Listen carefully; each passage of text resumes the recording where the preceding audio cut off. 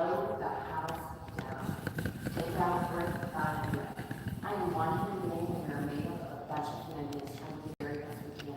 But that can get really destroyed very easily. And if we do it wrong, you need to hold us accountable, use the full extent of our law, come in here and blow the house down because I want to protect this shelter in front of one person. So please do what you have to do and support these kids.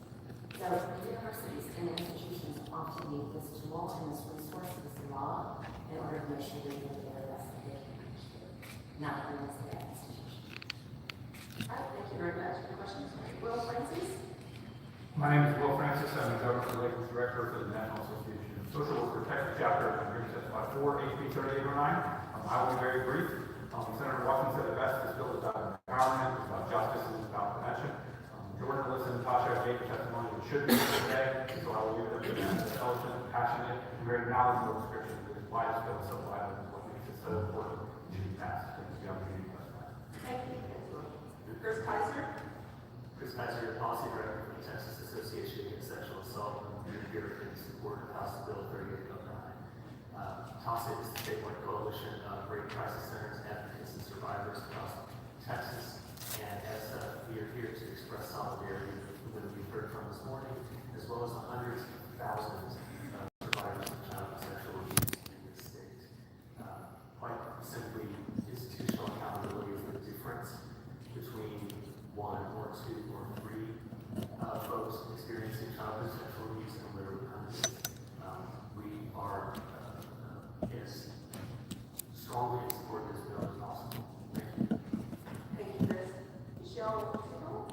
Yes, my name is Michelle Century-Teagle, and I am reading testimony on behalf of my client, Dawn Legacy. My name is Dawn Legacy. I'm 69, and I've lived in Texas most all of my life. I currently live in Denton, Texas. I wanted to say this to all of you in person today, but I can't. So I've asked my lawyer, Michelle Century-Teagle, to read this on my behalf. I am one of the unfortunate men who was raped as a child. Like most child victims, I couldn't speak of my abuse for decades out of shame. I'm almost 70 years old now, and still to this day, the abuse affects me. Like many victims, I could not disclose for many decades. I said nothing to anyone for 30 years, but I am now strong enough to tell you that I was raped by the adult leader of my Baptist church-sponsored Boy Scout troop in Amarillo, Texas, in the early 1960s. I'm certain that many victims of church or other organization-sponsored abuse have told you how getting raped ruined their lives. I can provide additional testimony as to those facts. I can tell you how the sick acts of a trusted man wrecked my life. But what I want to emphasize is that the damage done goes far beyond the pain caused to victims. Many victims grow to be drug or alcohol abusers, addicts, and sex workers, habitually unemployed and sick with a myriad of mental problems and even abusers themselves. The damage to me was severe as I suffered like most of us do. I abandoned my friends, church, scouts, and sports activities and withdrew in fear and shame. I was desperate to have strong connections with others, but I couldn't allow anyone to actually get close to me. In my eyes, the worst I have done to extend the damage was to marry and divorce 3 decent women, abandoning them and 3 young children.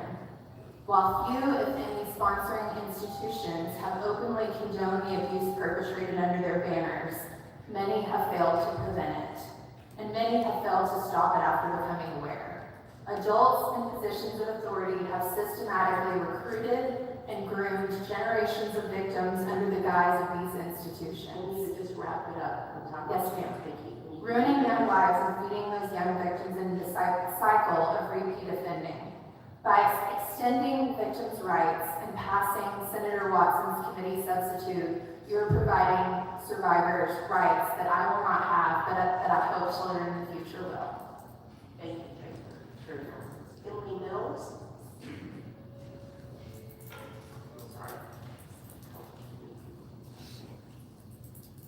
Thank you, committee, for making space for this issue today. I stand in solidarity with my friends and survivors. I'm a survivor of child and sexual abuse myself, now leading an organization working with many survivors. Jesus at Love is a faith-based organization that exists to awaken hope and empower change towards survivors of commercial sex exploitation and human trafficking. Upwards of 90% of the women that I work with were sexually abused as children. So most of you know, as you've heard today, that childhood sexual abuse actually grooms you for a life of further exploitation and human trafficking. The revision of this bill would hold sexually oriented businesses accountable for trafficking of a minor. It would also hold any business or church accountable for knowingly conspiring against childhood sexual abuse.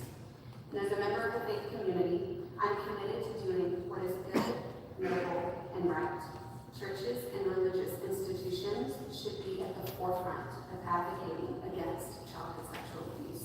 In the words of Mother Teresa, faith in action is love, and love in action is service. Thank you. Thank you. Thanks for being here. We'll call out 3 more folks. That's 4 more. Allison Franklin, Kristen Linnell, Joshua Houston, and Sophie Gilbert.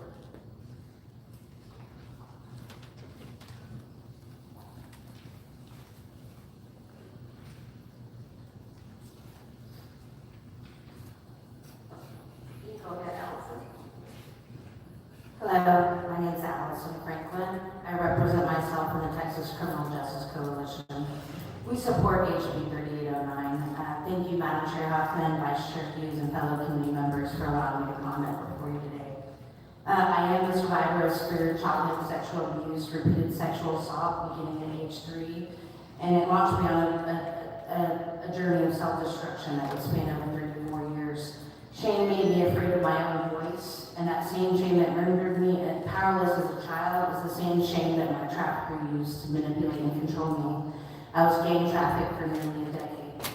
I also provide direct services to men, women, transgender, and youth that have been sexually exploited and sex trafficked, and as mentioned before, all have a history of profound sexual abuse. Nearly all of their abusers have not been held accountable for these travesties, and these survivors deserve justice. There's more to the silence surrounding abuse than victims not speaking out. Historically, predators walk away unscathed, leaving their victims in the dust, only to be re-victimized and re-traumatized, often by the very institutions in place that are meant to help and protect them. HB 3809 lays critical groundwork for survivors of abuse, and at no point should being abused be more shameful than being an abuser. Kristen Leonard. Good morning, my name is Kristen Linnell, and I'm a policy coordinator with the Texas Council on Family Violence. We're here in support of the committee substitute for HB 3809. We represent roughly 100 family violence programs and several hundred allied partners across the state of Texas. We know that childhood sexual abuse is incredibly impactful. It can and does change the trajectory of someone's life. It impacts the people around them, their friends, their family members, and our entire communities. We know that delayed outcries for sexual abuse are entirely normal, and we support the efforts of this legislation to ensure that victims will have a voice down the road when they are ready and able to come forward and share their stories. So we ask for your support in this committee. Thank you. Thank you. Joshua Houston. Good morning, my name is Joshua Houston. I'm the General Counsel of Texas Impact, and we're here to support the committee substitute to House Bill 3809. Texas Impact is a statewide council of religious organizations. Our membership includes the mainline Protestant denominations and organizations of the Jewish and Muslim faiths.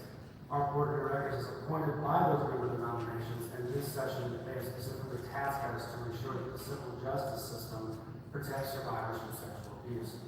Our member denominations have a long-standing commitment to child safety. In the 1970s, we supported the Child Care Licensing Act. We continue to support the mandatory recording requirements enacted in 1995 for our clergy. And we support the committee substitute as an important financial deterrent, which incentivizes our institutions to ensure our internal policies are doing all that they can do to protect children entrusted to our care, whether that be in daycares, youth camps, or numerous other ministries that involve children and adolescents. The ripple effects of child abuse go on for many, many years and affect the survivor and their present and future families. The importance of stomping out this great evil outweighs whatever financial and reputational concerns institutions might have from a longer statute of limitation. We thank this committee for such a quick hearing, and we look forward to working with you. Thank you. Sophie, My name is Sophie Jerwitz, and I'm a student at the University of Texas at Austin. I'm a change maker with these not words, and I'm here speaking in support of HB 3809 and the committee substitute. I worked on campus sexual assault prevention for nearly 2.5 years, not on my campus, a student-led activist organization working to educate students on the ins and outs of sexual assault and consent.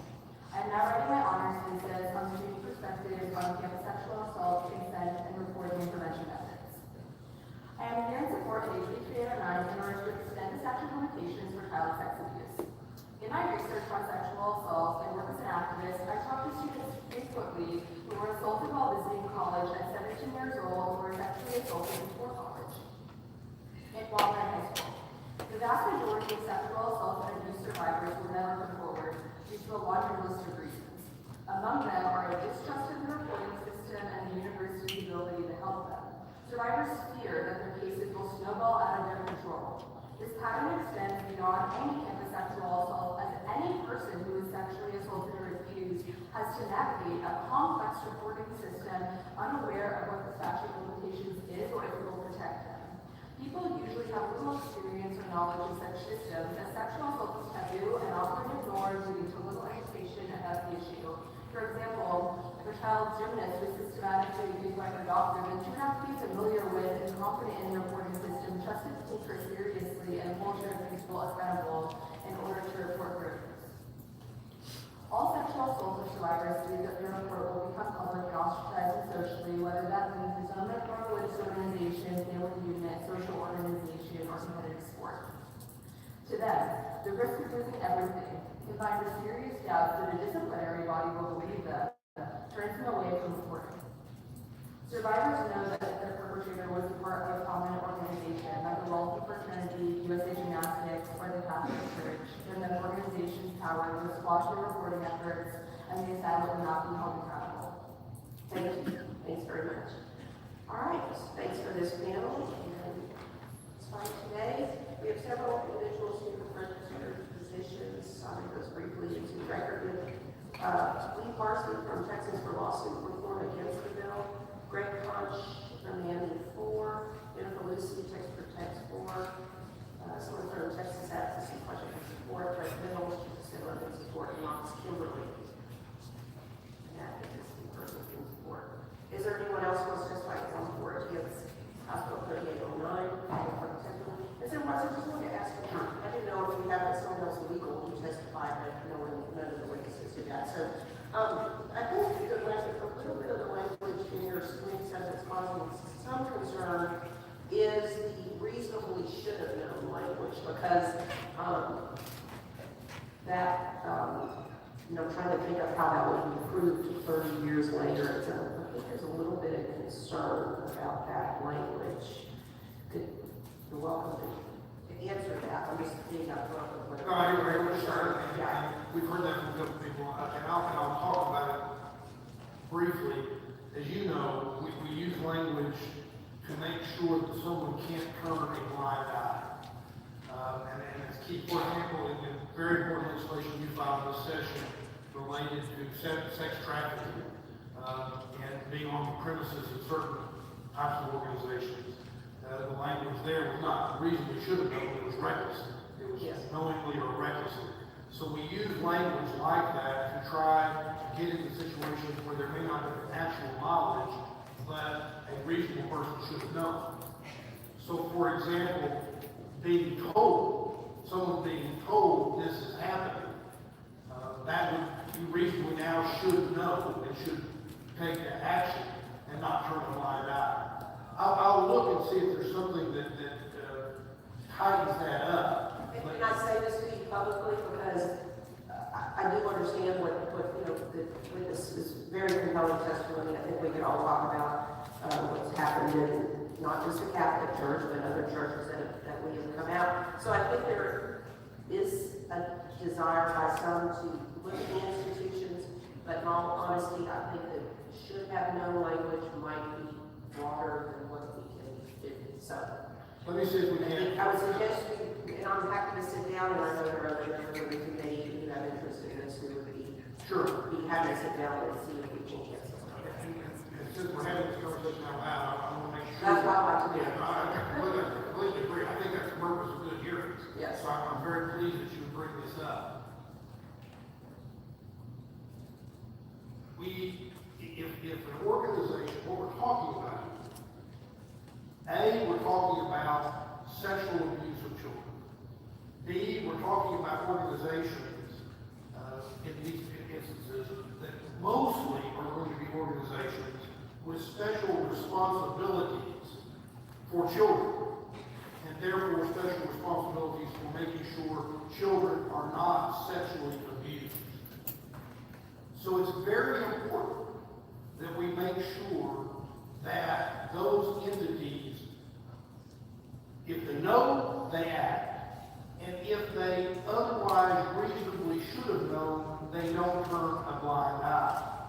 And what I worry about is that we end up turning a blind eye, because we know there are organizations that they know, or they're turning a blind eye, and if we leave them out, we will then be turning a blind eye, and there will be others that can be, you just ignore it, you're okay. So I'm happy to work with you on this. Of course, that's what hearings are for, but that's how I feel about this, and particularly when I hear the compelling testimony of survivors. So with that, I want to say thank you, unless you have other questions for me. I think that's it. I want to say thank you to you for giving such a quick hearing. I want to say thank you to the committee for listening to this testimony. And I would be remiss if I didn't also say thank you to Representative Goldman and the Leaches for the role they played. So thank you, Madam Chair. Thanks for being here, Mr. Watson. We're going to do one of my moves real quick. If you guys can recognize me on House Bill 1307. Chairman, is that House Bill 1307, sponsored by, hosted by Senator Huffman, Plainville. Thank you, Mr. Chairman. Members, the Texas Division of Emergency Management faces a major challenge in the amount of data that's processed during and after disaster events. And currently, no state agency offers case management. Federal government offers some case management services, but the limited scope of those programs is limited and take a long time to get off the ground. For example, federal funding related to Harvey for the Disaster Care Management Program grant program is not running from February 2018, and the program will not begin operations until June 2018, more than 9 months after Hurricane Harvey and rainfall. The goal of case management services is to return individuals to self-sufficiency as quickly as possible, to facilitate that process into the statewide disaster care management system. This bill would require DOT's contracting third-party administrators to develop and maintain an electronic disaster care management system to be used during and after a disaster. The system may provide a person the ability to apply for assistance from multiple sources while also providing privacy protection for the users. The list of people and agencies who may access this database include the person affected by a disaster, a municipality or county affected, and state agencies like the GLO, TxDOT, TVA, etc. And of course, appropriate federal agencies would have access as well. He envisions this to be a one-stop shop site for survivors of disasters. And this is very bad needed. That's it. If there's any questions for the sponsors of the bill, we'll open the public testimony. And we'll first call Chief Nim Kidd, Texas Division of Emergency Management, well known to the committee. And Chief, welcome. Give your testimony. Morning, Chair, Senator, my name is Jim Kidd, I'm Chief of the Texas Division of Emergency Management. One of the things that we've learned from all of our past disasters is we have so many organizations out there that are willing to help Texans in time of need. One of our challenges is each one of them has their own intake or registration system. Like most of us are familiar with the ApplyTexas.org website, where we can send our kids to one place to put all their information and then choose which college or university we want that information to go to. The vision behind this bill creates a one-stop shop for Texans to go and register for assistance with any organization that wants to provide case management, social work, or volunteer services after. This would start at the local level, partner with local officials so that whenever we do not get a state or federal declaration, there are still Texans that want to help Texans. This is the clearinghouse for that. And as this progresses through federal assistance, whether it's FEMA or HUD, we work with them ahead of time to get all the documentation needed in the initial intake and then communicate back and forth with the survivor. This last week, I met with the FEMA acting administrator and the nominee, and they're both very supportive of this because they want to shorten the case timeline so that the survivors get assistance faster. Happy to answer any questions. Chief, if there's any questions, Chief Gibb. Thanks for being here. Thank you very much. We also have some folks who want to show their support for the bill, not pushing off the public testimony. The Donald Griffin for the bill. Alexis Taylor, on behalf of Trust County Commissioners Court for the bill. Will Francis, National Association of Social Workers for the bill. And Maria, Southern for the bill. And Rick Franco, Sue Austin for the bill. And we have as a resource Russell Cook from Emergency Risk Management Division of the Health and Human Services Commission. Anyone else wishing to testify on, for, or against House Bill 1307? Seeing the public testimony is closed, and the bill will be at this time.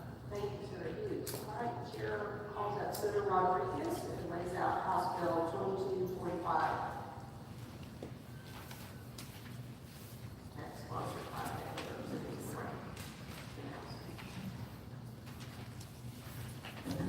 Good morning, Madam Chairwoman, members. This is one of those bills that's part of the ongoing review of Texas law in the real estate probate and trust law section of the State Bar of Texas. It has proposed House Bill 2245 to provide several updates to the property code regarding trusts.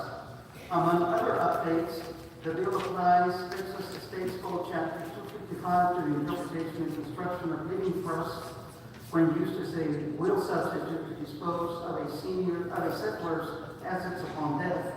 It adds provisions regarding the effect of divorce on revocable dispositions in trust in favor of a former spouse and the former spouse's family, and allows for the transfer of funds from a management trust to a pooled trust. This bill passed the House with 143 yeas and 0 nays. We do have a witness from the State Bar, Mr. Greg Popper, who's here to answer your questions. All right, any questions for Senator Rodriguez? Right, we'll open public testimony on 2245 and call it Craig Popper.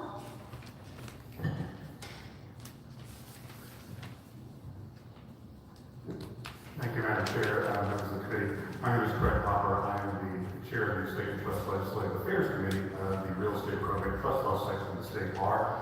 I think Senator Rodriguez did a wonderful job laying out our bill, the trust bill this year, which has our changes to Texas property code that we believe will assist practitioners and Texans and clarify several points that we have come to our attention over the last legislative session. There is no sweeping changes in our trust bill, and we would request you to vote it out. Thank you. Any questions?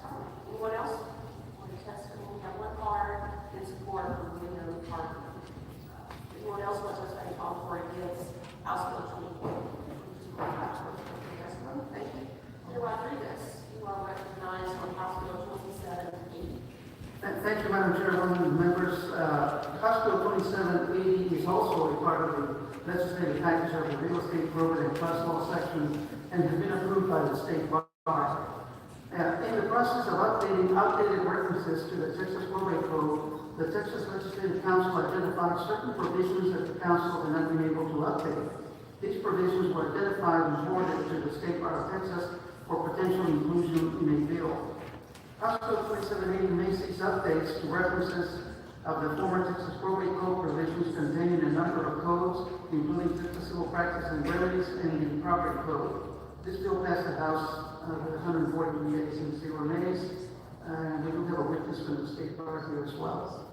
All right, thank you. Questions of Senator Rodriguez for public testimony on House Bill 2780 and call it William Hartson. As he comes up, we have two others that are extremely support. John Farrell,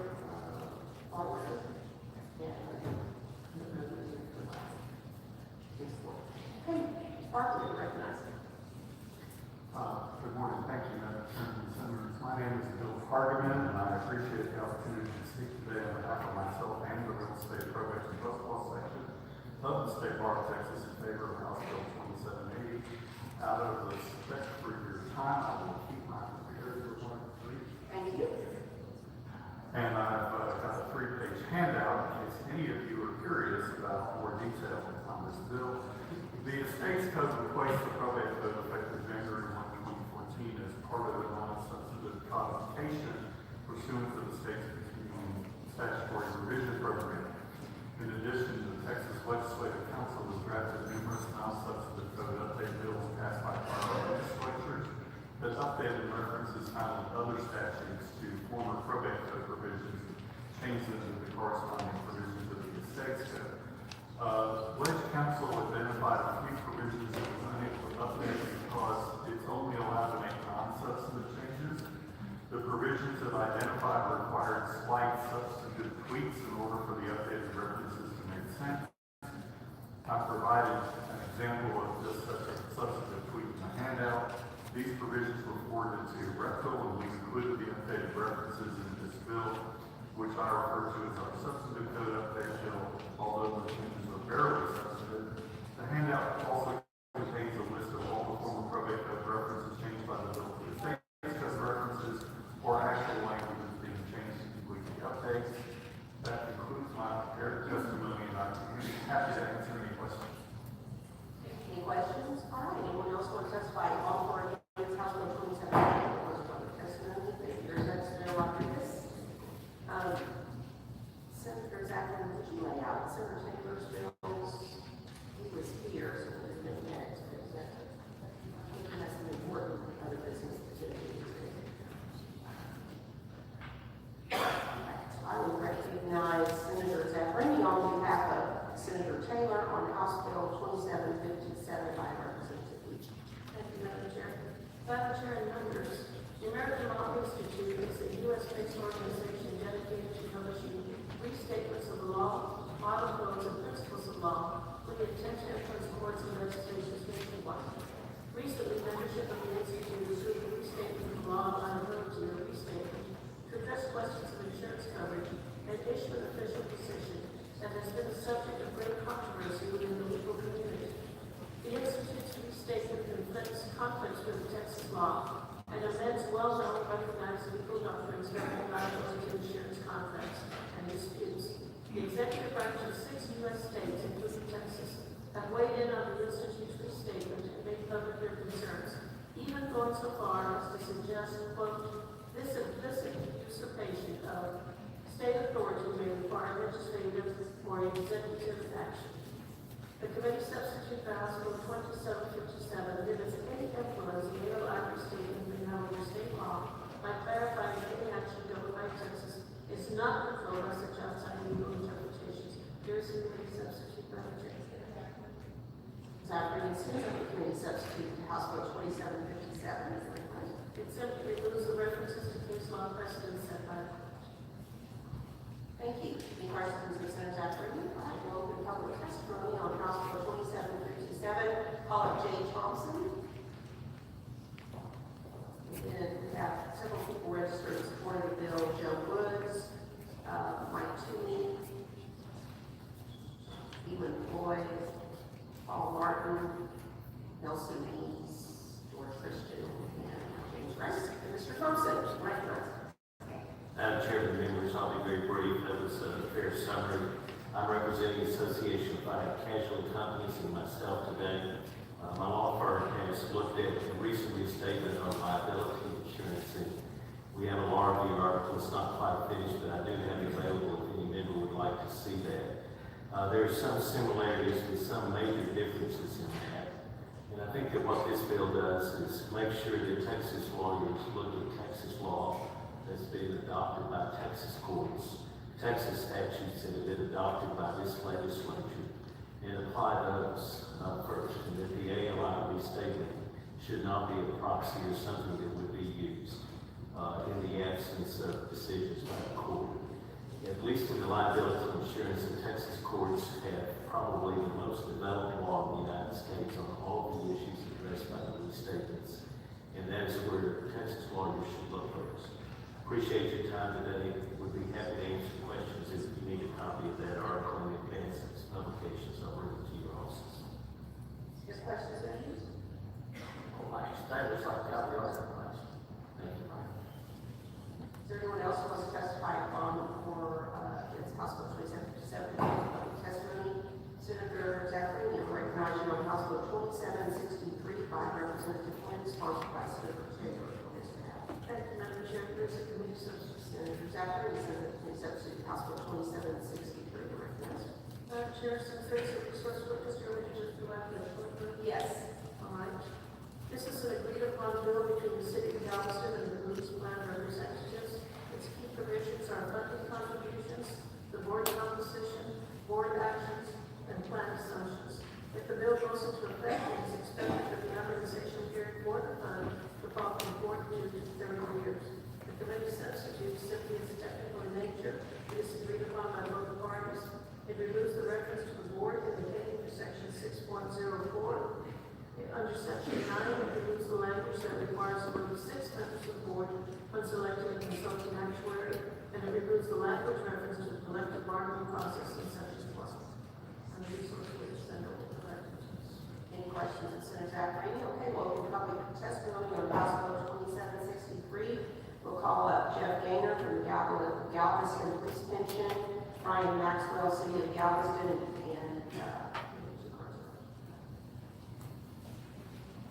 I will say, guys, this bill is in great shape. It's agreed to, and y'all just confirm that. We're in really good shape. We always love to hear about those agreed pension bills.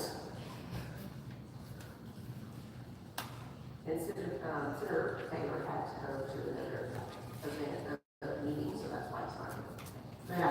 Thank you for allowing us to be here today. The city has 3 pension plans. This is the last one in our chain of getting them all resolved. We've had pretty lengthy negotiations, and we've agreed to everything with the bill.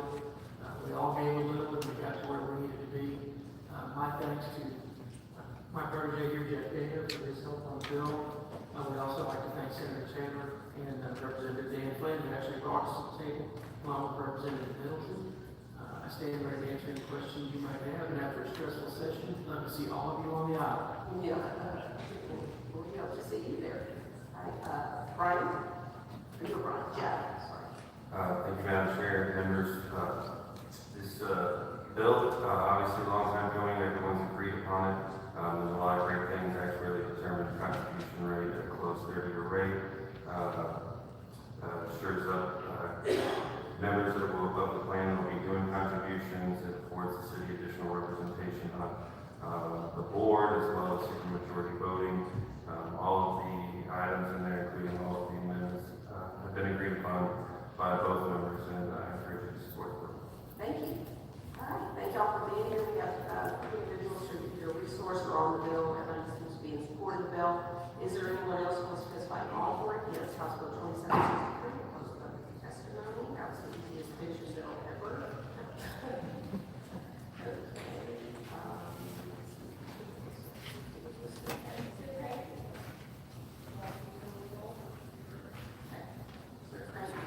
Is recognized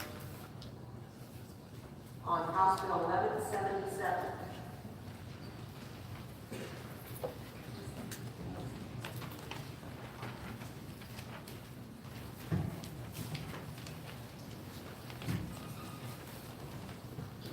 Thank you, Madam Chair and members. House Bill 1177, the companion by Senate Bill 506, provides protections when leaving Texans protections when leaving their homes during a disaster.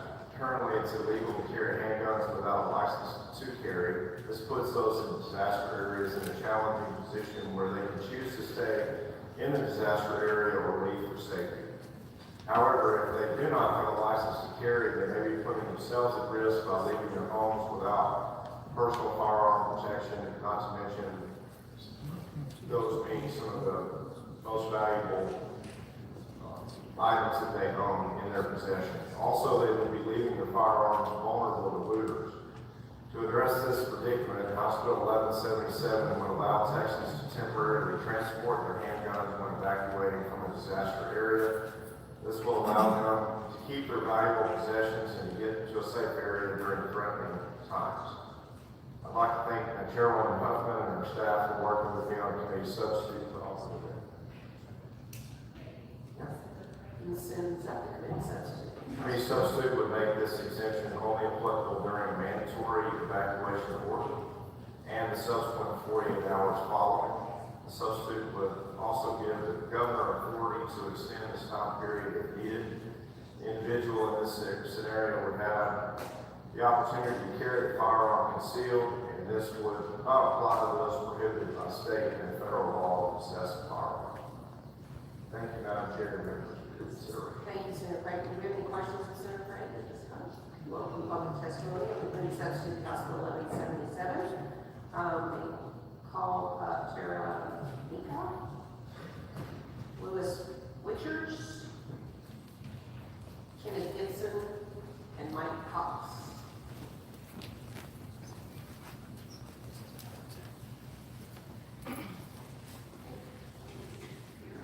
Hi, you're recognized and see right there. Hi, Madam Chair, committee members, Tara Mika with NRA testifying in support of House Bill 1177. This bill would offer temporary protection to honest Texans whose licenses to carry are lost or damaged due to flood, wind, or fire, and to those who didn't have a license to carry because they never envisioned the need to transport or carry their handgun outside their home until a disaster occurs. We want them to be able to safely and securely transport their handguns away from potential looters who would pose a danger to first responders during a disaster. This measure passed the House by a wide margin and with bipartisan support, and we hope this committee will also give it favorable consideration. I had one concern I wanted to express about the language, and maybe this is something we can work on between committee and the floor if this bill advances. The language on first page, lines 12 through 14, ties the protections in the bill to circumstances where somebody is evacuating from an area following a mandatory evacuation order issued during a state of disaster declared under government code or a local state of disaster. Oftentimes, even though there's a declaration of disaster, there's no accompanying mandatory evacuation order, such as that's what the case was with Houston. We're pleased that the bill's being considered in committee and hope it moves forward, but maybe that's something we can talk about between here and the floor if possible. Any other questions? Comments? Move on to Louis Witchers. I'm sorry, I messed up your name. You're good. My name is Louis Witchers. I represent Texas Gun Sense. As an organization, we're neutral on this bill. This bill is supposed to be modeled on Florida statutes 790.01. Florida law refers to evacuation only and has no verbiage allowing firearms into a shelter. So our position is as long as the bill remains in that standard, it copies the Florida equivalent. It only refers to evacuation and firearms, and we have no objection or opposition to it. I spent 44 years of my life in Florida, so Florida law has children get a hurricane, so we're very familiar with hurricanes and these types of orders. When I looked at multiple websites who were in Florida for emergency shelters, alcohol, legal drugs, weapons, and firearms are not allowed in emergency shelters. So that's our point, as long as it follows the Florida standards strictly, or by the way, we have no objection to it. Thank you. Kenneth Gibson? Thank you. I'm an Advocacy instructor and represent myself today. And I have a license to carry a handgun in Texas, but 4 years ago I also had the experience of having my house destroyed. I was actually sitting in the house when it happened. And Even a destroyed home, I can assure you, is a very vulnerable position to find yourself in. Now, I was able to legally carry handguns to protect myself and my wife. I was able to legally transport handguns from a destroyed house. But I hate to think what it would have been like to add to the trauma of a destroyed home, the stress of worrying about being prosecuted because my LTC got destroyed or lost in a tornado, or because I simply chose not to acquire a license. And tell me if this is inappropriate, but I would like to add that the law that's being proposed here, this 1177, would not have addressed it because there was no, what you call it, disaster declared there. If it was possible to expand on language to include, definitely I had a disaster, but if the language could be expanded to include situations like that, I would appreciate that too. But in order to support citizens' rights in natural disasters, I urge you to support House Bill 1177.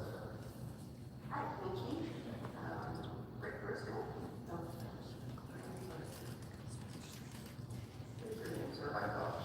Okay, go ahead. Good morning, Madam Chair and members of the committee. My name is Mike Cox. I'm representing myself in support of House Bill 1177. I'm from Kingman, Texas. It's located on Galveston Bay between Houston and Galveston.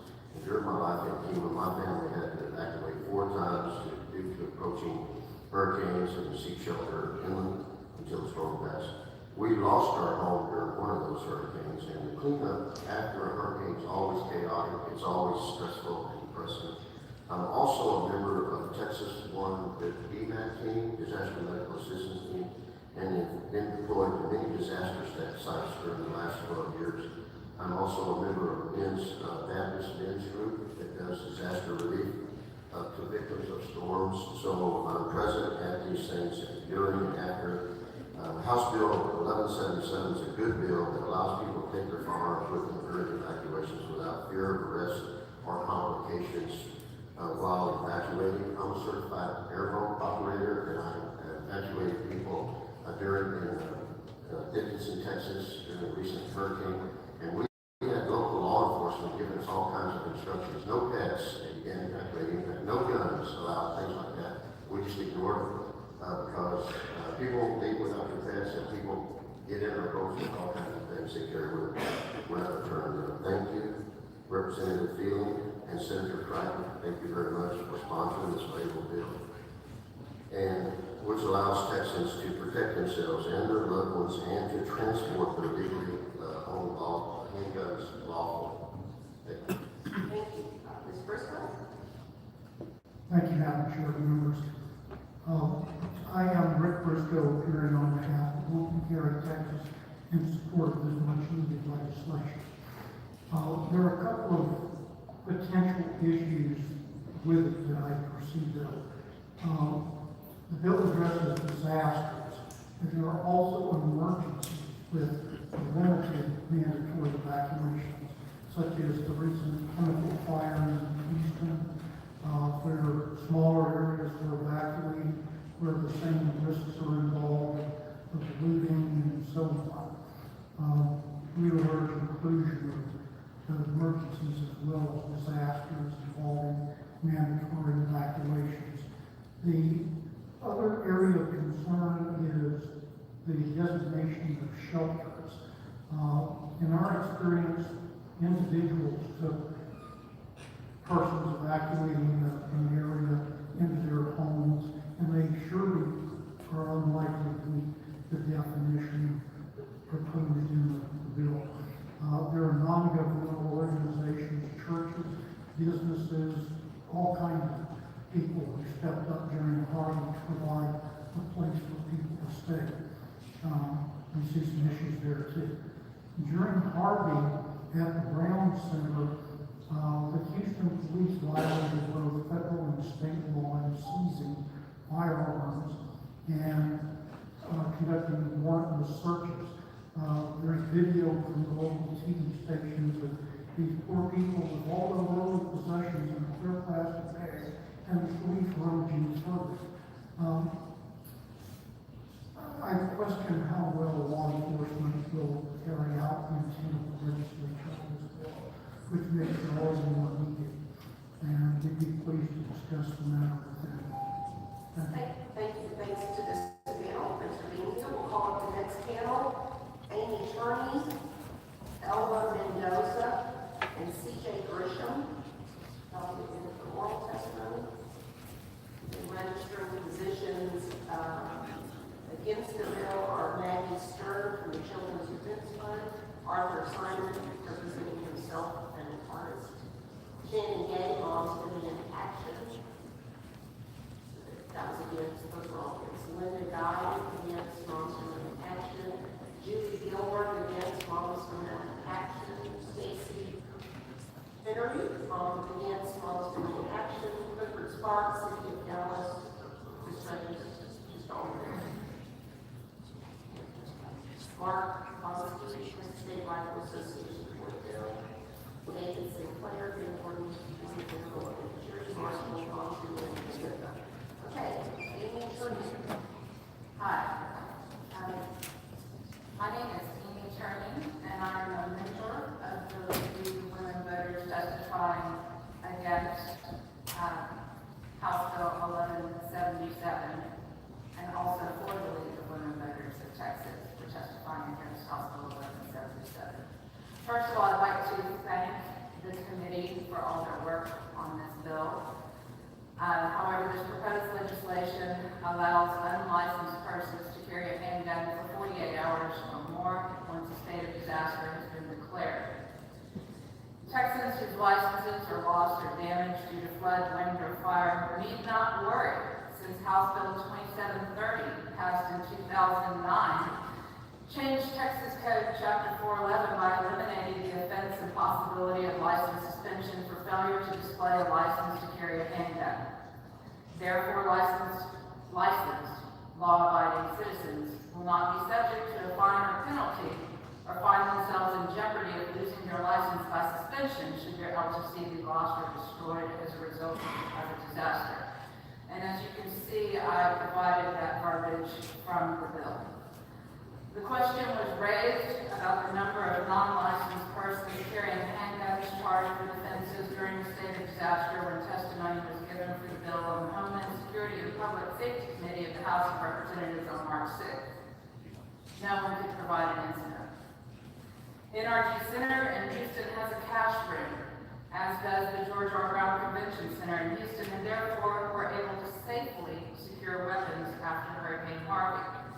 The owners were provided with a receipt and were able to retrieve them when they left the shelter. They were never asked if they had an LTC. These decisions were made by the shelter operators with the help of the Office of Emergency Management.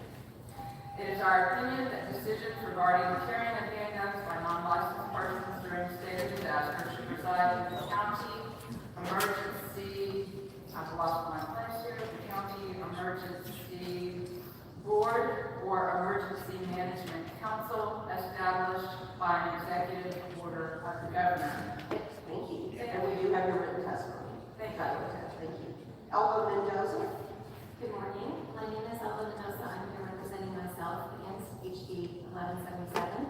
I'm sure mothers were on all of our minds yesterday. I want to start by wishing you a happy belated Mother's Day. As a mother of three, I spent time thinking yesterday about how the things that I say or don't say, the things I do or don't do affect my children and the messages that we can send. So for example, if I'm looking at my phone while I'm talking to my child, and they're talking to me, it sends the message that what you're saying is not very important to me, right? Or someone's talking to each other while I'm talking.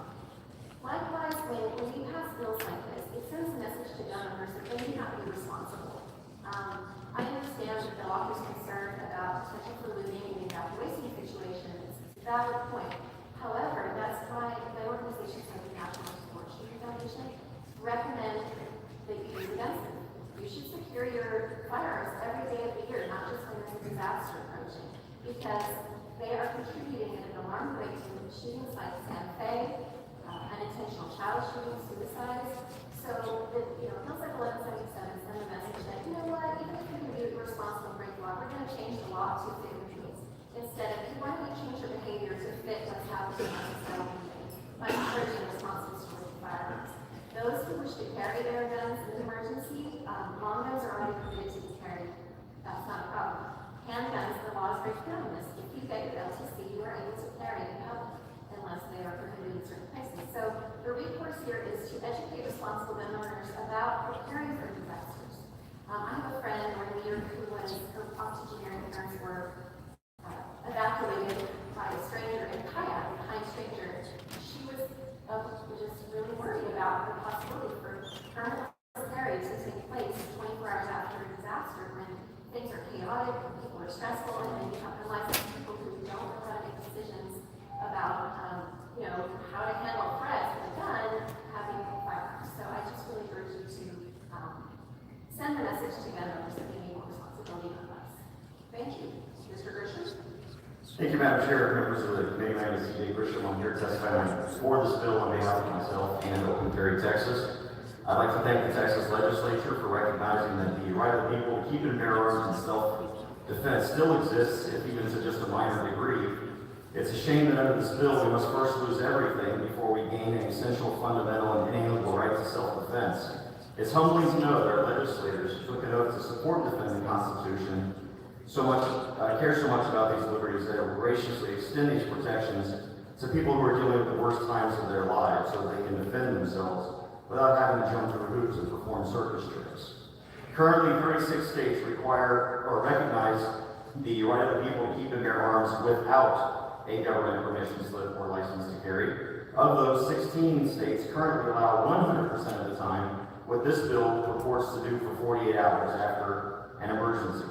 In other words, Texas is one of only 14 states that requires a government permission slip before law-abiding citizens can exercise their right to self-defense, even in a disaster declaration. Meanwhile, criminals are carrying right now without a license, while honest, peaceful, law-abiding citizens wait for weeks and months for their government to process their lawful self-defense licenses. While we obviously support this bill and any bill that removes unconstitutional restrictions to our right to self-defense, this bill should not even be necessary. By amending this bill to apply to all law-abiding Texans all of the time, we can protect all Texans and not just those who lost everything to a devastating natural disaster. There are several concerns we have as written, as you're aware. There are still areas in Houston that are recovering from Hurricane Harvey 2 years later, not 48 hours later. This bill makes our right to self-defense contingent on a limited time frame and only requires a conscious decision by the governor to extend it.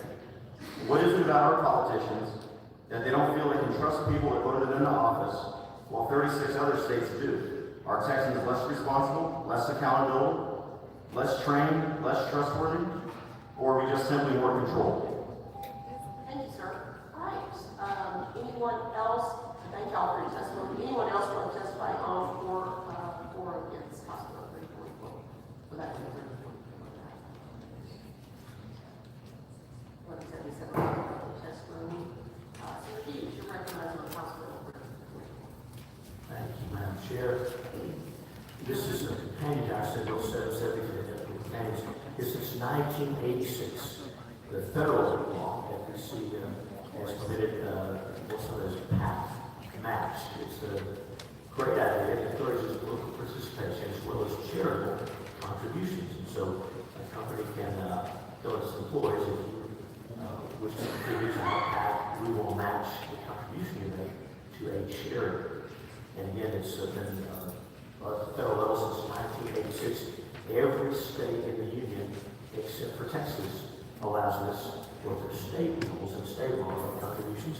And so this bill would remove that block and encourage participation, bring us around what appears to be the mainstream, seems to be logical. That's all the difference offered here.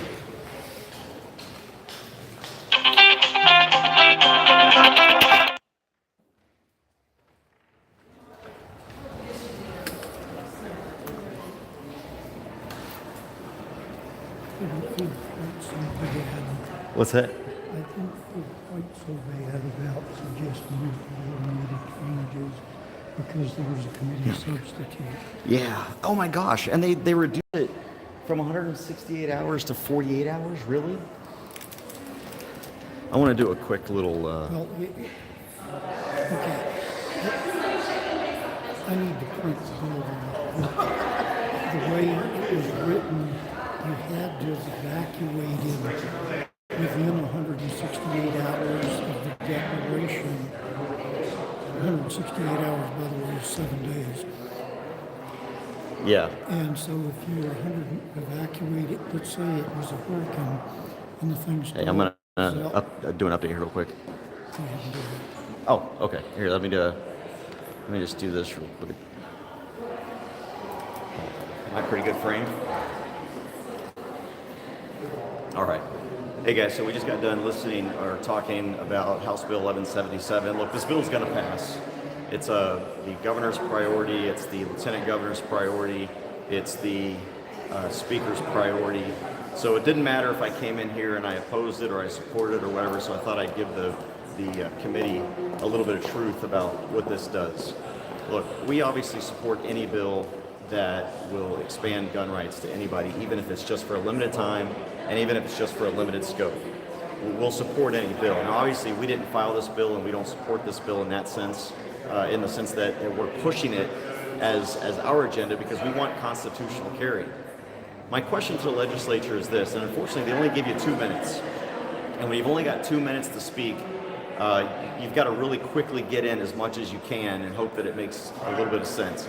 I actually had to cut out some of my speech, but thankfully it ended at a pretty decent place. But my thoughts are this: if Texans can be trusted, which they're going to be, House Bill 1177 is going to pass. So if Texans can be trusted with their right to keep and bear arms during a natural disaster when they've lost everything, when I think everyone would agree that tensions are high, people are emotional, and we can be trusted during those times. Why can't we be trusted 99.9% of the rest of the time? All this bill does, and the only people that it affects, are those people who are in a disaster area and who are the subject of a mandatory evacuation order. That is such a small portion of Texas. And all we're asking is expand it to everybody. If people can be trusted for 7 days or 48 hours or whatever to be able to carry without a license during those times, why can't they be trusted all the time?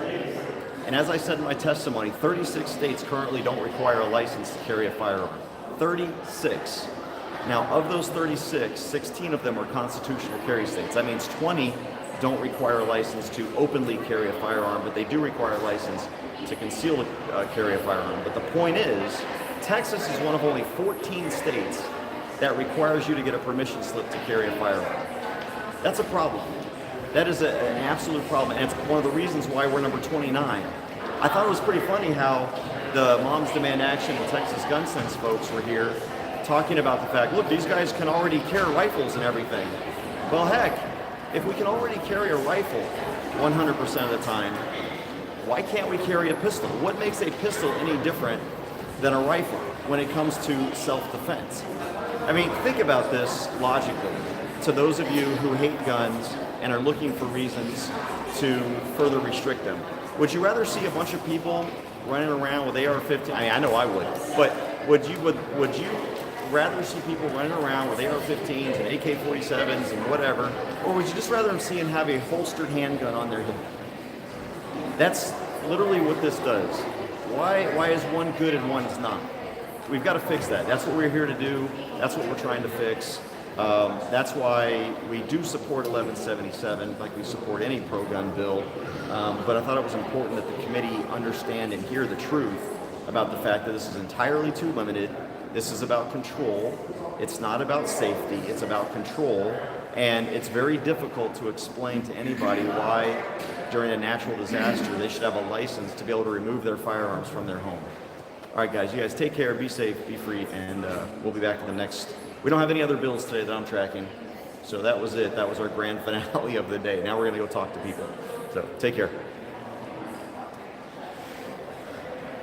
All right.